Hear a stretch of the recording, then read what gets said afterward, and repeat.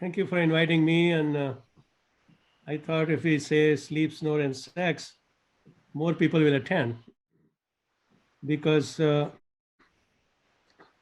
you know, everybody is interested in knowing about sex.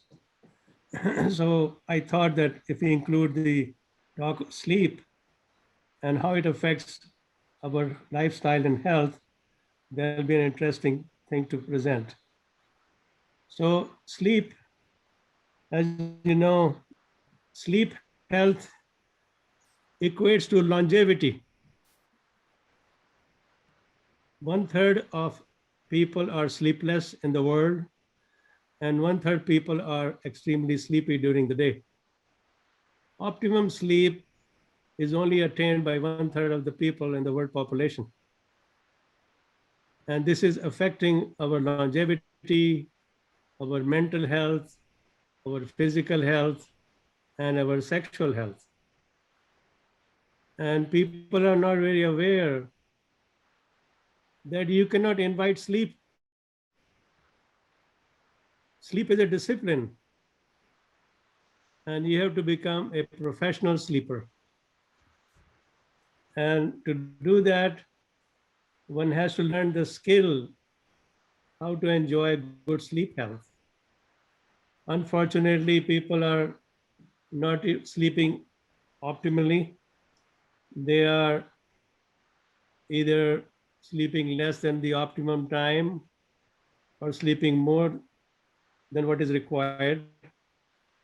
Recently, somebody asked the question, what is the optimum sleep?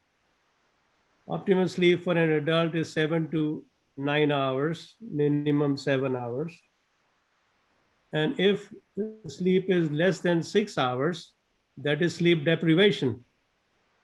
And less than 7 hours is sleep insufficiency.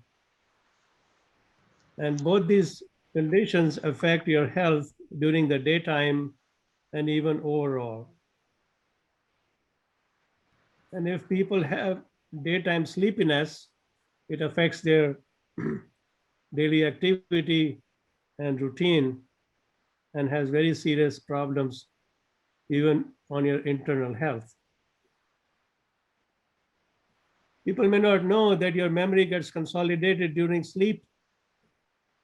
As you may see, at the base of the brain, we have a volatile memory which is recorded during the day in a USB drive kind of thing. And during deep sleep, this memory is transferred to the hard drive in the upper part of the brain. And this is called the non-volatile memory, and this is the volatile memory or the RAM. This is not RAM, this is RAM, like random access memory. And this is the non-volatile memory in the hard drive. So you see, if you want to do achieve anything in life, memory is essential. And this has not been usually addressed, with people having sleep deprivation and sleep insufficiency or excessive sleepiness, because memory is a very, very important function for your whole life. And as a musician, what I do, I always try to play music before I go to sleep. I remember the notes and the lyrics very easily next morning. So anything you want to remember, be it your education or any particular subject, this is the best time to do it before you go to sleep. This is, the memory will get consolidated and you'll remember for a longer time than usual. And that's why people will say, gee, you have a fantastic memory. Can you imagine if you have a fantastic memory, how good your life will be? And this can only happen if you sleep well. If you're sleep deprived, it has very serious side effects.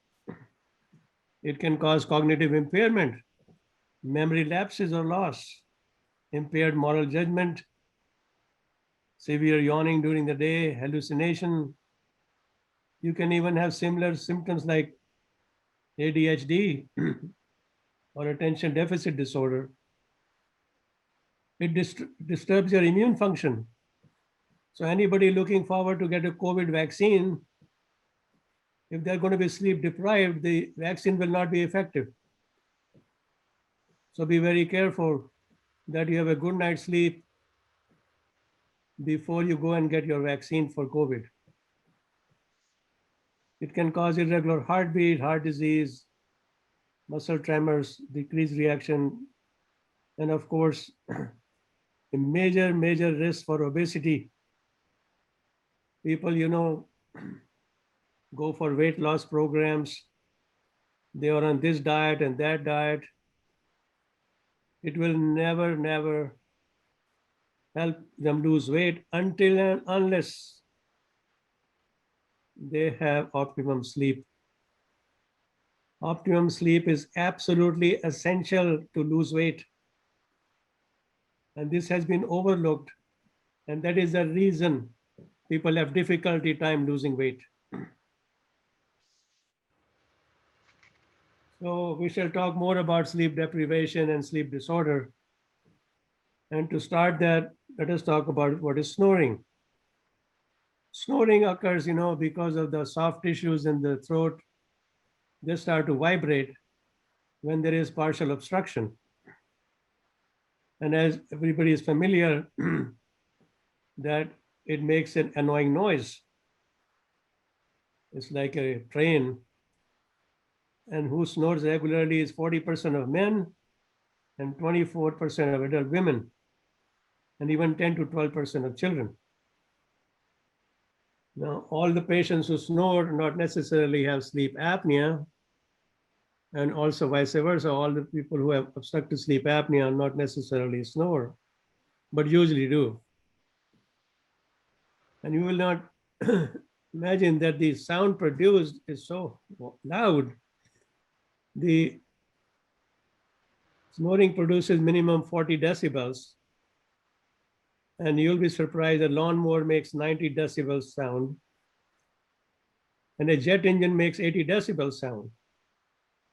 So you can imagine that it is a very annoying sound, and it disturbs your intimacy and your spouse. And because of this, people look for a temporary fix, or they start to compromise, sleep in a separate bedroom. So, and they say, well, maybe you should get divorced. So why are you getting a divorce? Well, my wife wasn't home the entire night, and in the morning she said she spent the night at her sister's house. So she is lying. I spent the night at her sister's house. So you see, the permanent cure is divorce. Snoring can be treated instead of seeking divorce by losing weight, by quitting smoking, treating the nasal congestion, and avoiding alcohol close to bedtime. One should avoid sleep deprivation, avoid sedatives, and avoid sleeping on the back. Well, I can't say avoid pregnancy, but again, in pregnancy, in the first and the third trimesters, there is snoring because of the swelling around the soft tissues in the neck and also weight gain. So how we treat it is by using a dental appliance or maybe a nasal strip for nasal congestion. And we can have upper airway surgery done to remove the soft tissues behind the throat. But ideal treatment would be nasal CPAP, especially if snoring is associated with obstructive sleep apnea. So snoring and sleep apnea is a progression. So this is normal breathing when there is no obstruction in the soft tissues, and the air is freely flowing from the nose as well as from the mouth into the airway. Whereas if there is a partial obstruction in the airway, if the tongue falls back and the soft tissues collapse, then it produces snoring. However, when the obstruction becomes complete, then it leads to obstructive sleep apnea. So the severity of sleep apnea ranges from quiet breathing to snoring to chronic heavy snoring, then upper airway resistance syndrome, mild sleep apnea, moderate sleep apnea, severe sleep apnea, and finally to obesity hypoventilation. This is the entire spectrum of sleep apnea severity. So what is obstructive sleep apnea? As you know, it is the obstruction of the soft tissues behind the tongue and in the posterior part of the throat. When the tongue falls back and the posterior part of the palate closes, then the air cannot enter the airway. And this happens intermittently. If it happens 5 times in an hour, we call it as mild sleep apnea. If it happens more than 15 to 30, we call it moderate sleep apnea. And more than 30 per hour is severe sleep apnea. So this is an intermittent closure of the upper airway. And what happens is there are two ways that closure can happen. One is obstruction because of the narrowing of the upper airway during sleep, or the brain may not send a signal and the respiration may stop because the person is forgetting to breathe. So this is obstructive sleep apnea, and when you forget to breathe, it's called central sleep apnea. So 50% have mild sleep apnea, 60% moderate, and 70% have severe sleep apnea. The first thing happens is you lose your oxygen, and this hypoxia is intermittent. That will occur for 10 seconds, and then normal oxygen, then 10 seconds, then normal oxygen. And one has to understand this importance of intermittent lack of oxygen. In a chronic patient, with COPD or lung failure or respiratory insufficiency or heart failure, the low oxygen is constantly low. And the patient gets acclimatized or adjusted to the low oxygen level. And it doesn't cause as much damage as the intermittent 10-second hypoxia does to the body. It's like a shock to the system for 10 seconds every so often. The patient will like a severe sleep apnea, not breathing maybe 50 times an hour, is either breathing or sleeping. He's not doing both at the same time. And this shock of 10 seconds of hypoxia causes a lot of damage internally. If you have a chronic hypoxia, it doesn't do as much damage on a long-term basis as this intermittent hypoxia does. So when there is intermittent hypoxia, the respiration is going on, but it's fighting against the obstruction here. And there's a negative intrathoracic pressure which increases and it squeezes all the contents in the chest. And the third thing which happens is now the brain gets awakened or aroused rather, and it causes sympathetic discharge, which is an excitement to the heart and to the entire body.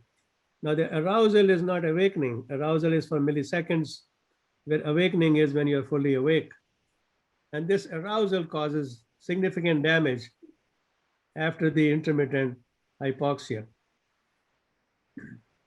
And that leads to sleep fragmentation. The sleep becomes fragmented. You're not having a sound sleep. You're having intermittent arousals and intermittent sleep. And this is very damaging to your architecture of the sleep. And then it leads to daytime sleepiness. So because of the apnea or partial hypopnea, there is sleep fragmentation, there is hypoxemia, there is negative intrathoracic pressure, like I told you, the three things. It will cause increased sympathetic surge. It will cause hemodynamic effects on the heart and the cardiovascular system. It causes oxidative stress and inflammation, and this is directly related to intermittent hypoxia, and then endothelial dysfunction, hypercoagulability, and endocrine dysregulation.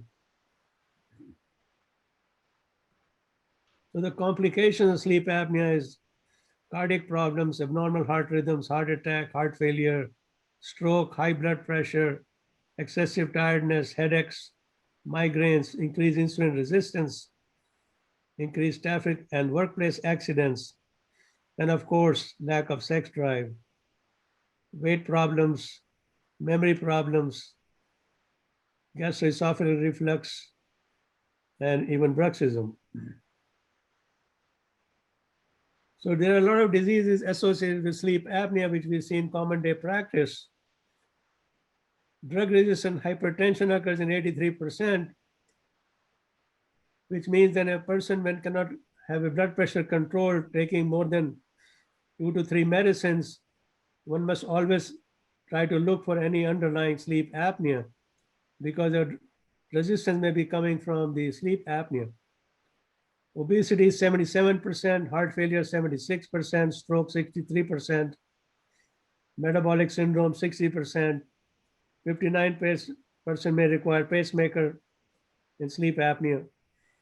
Depression, atrial fibrillation 50%, diabetes 50%, and coronary artery disease 30%. So it's a very, very serious problem. Sleep apnea cannot be ignored because it can be devastating and life-threatening.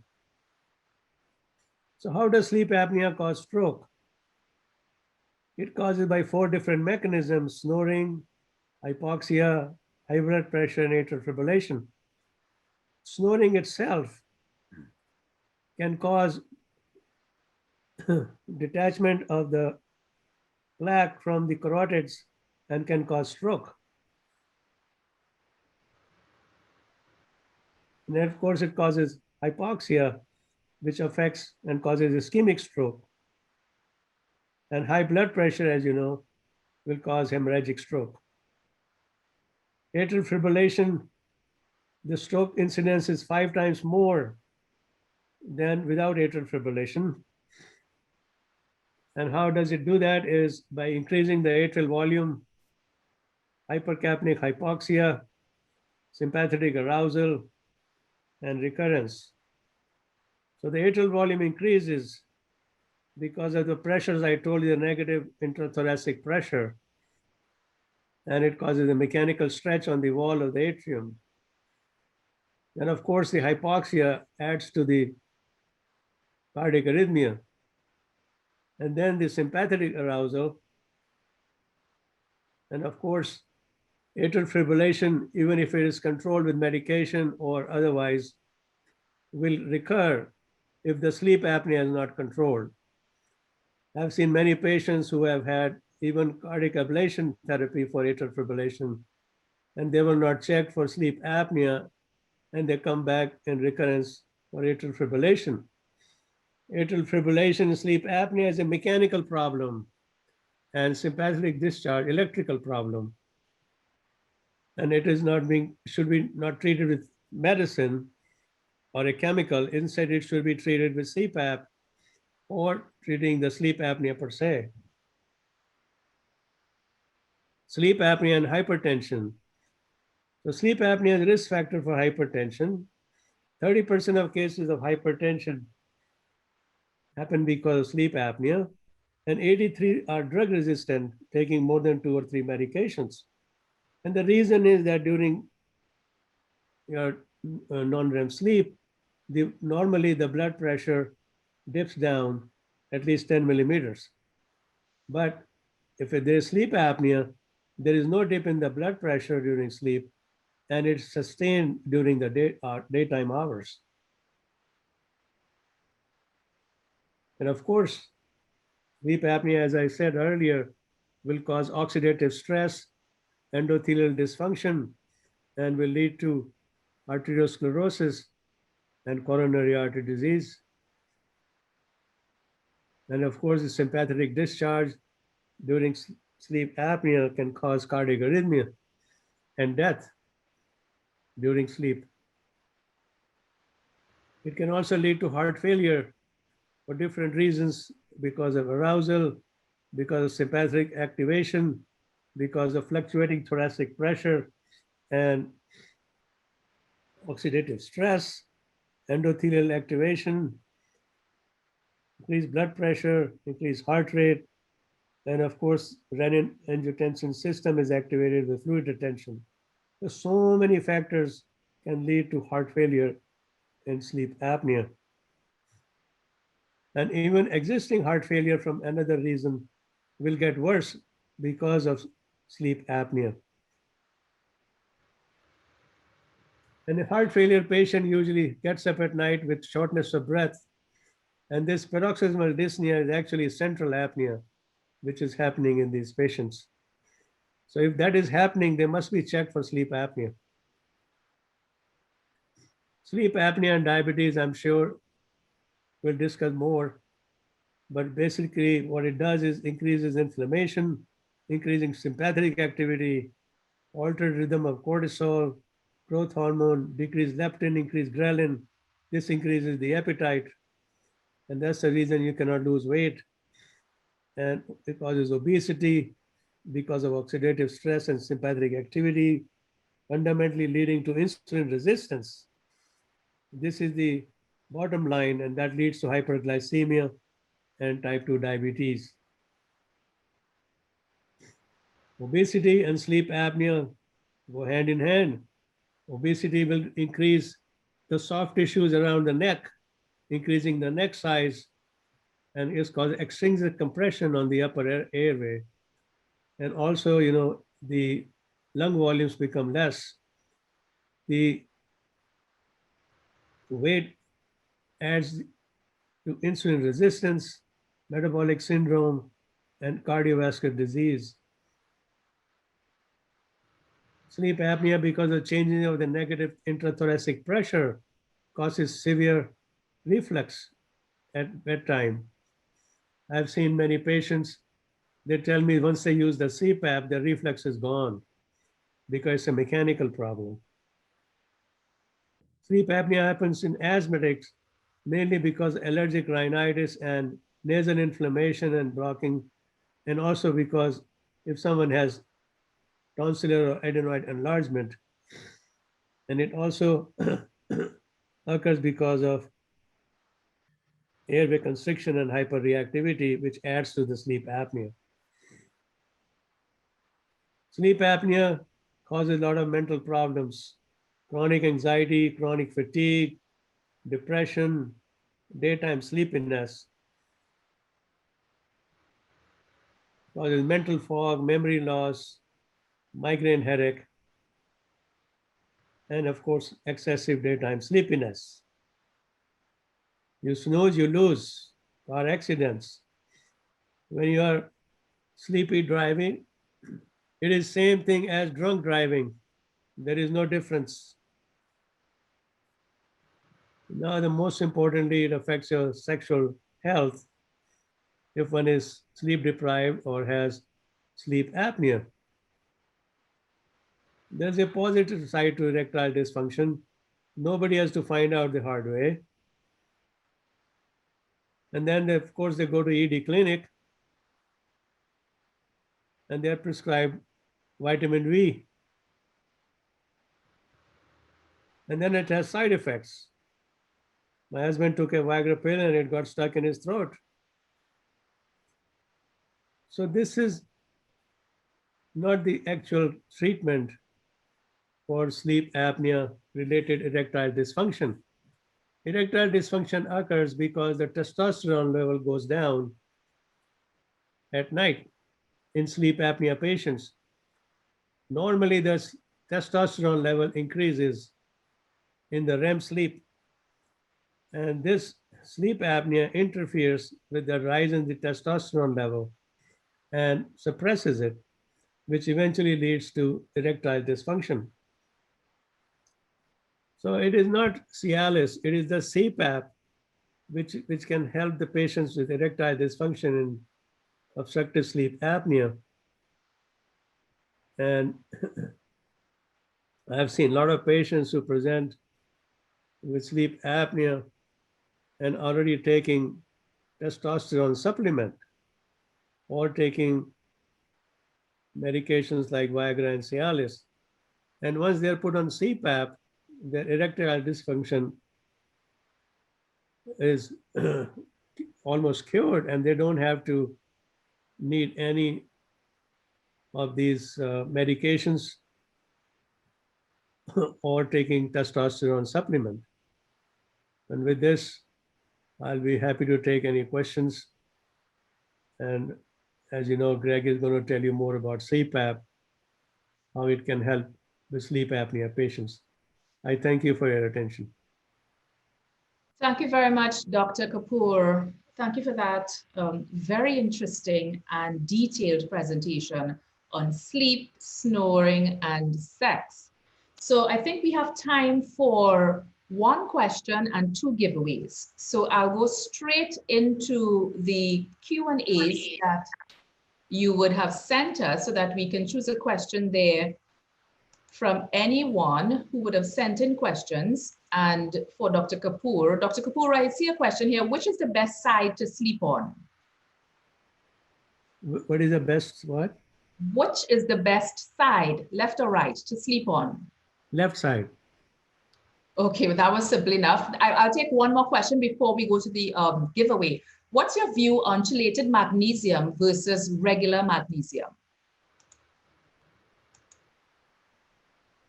I think it was answered earlier, the need for magnesium. Is that the question? No, the question is, what's your view on chelated magnesium versus regular magnesium? Regular magnesium means magnesium oxide. Is that what you're asking? No, they're asking what is the difference between chelated magnesium and regular magnesium? Between the chelated magnesium and regular magnesium. Mm-hmm. Yeah. Well, we have to use regular magnesium like magnesium oxide because that will give the ionized form for our muscle activity, electrical activity, and not the chelated magnesium. No, chelated magnesium will not be absorbed very well.